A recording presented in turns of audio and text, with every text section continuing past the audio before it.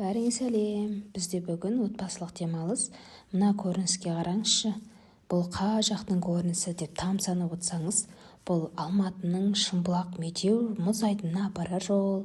Қанша жыл тұрсам да осы тауларды, таза ауаны күнде көрсем де жалықпас едім.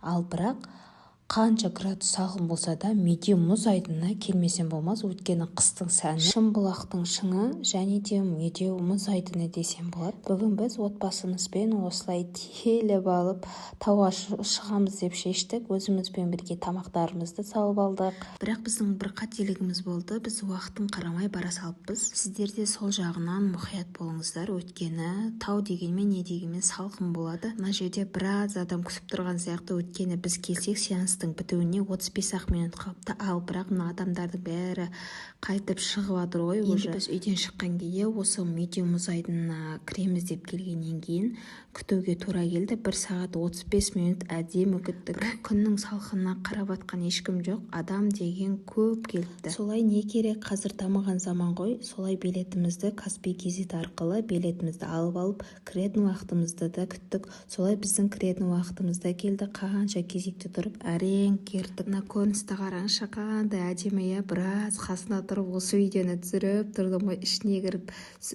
кірейін десем, білмеймін, есігі жабық па, общем кіре алмай қойдым осының ішіне. Енді таудағы атмосфера өте ерекше десем болады. Өйткені осы жақтан жаңа жылды да сезіндім. Қар болғасын, енді Алматының ішіне вообще қар жоқ, қазір еріп кеткен ғой.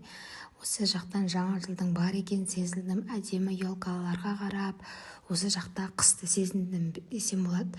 Енді күн деген салқын болды, прямо салқын болды. Біз балаларымызбен бәрімен барғанбыз. Последний осы Медеу мұз айдынына осыдан 1,5 жыл бұрын келіппін.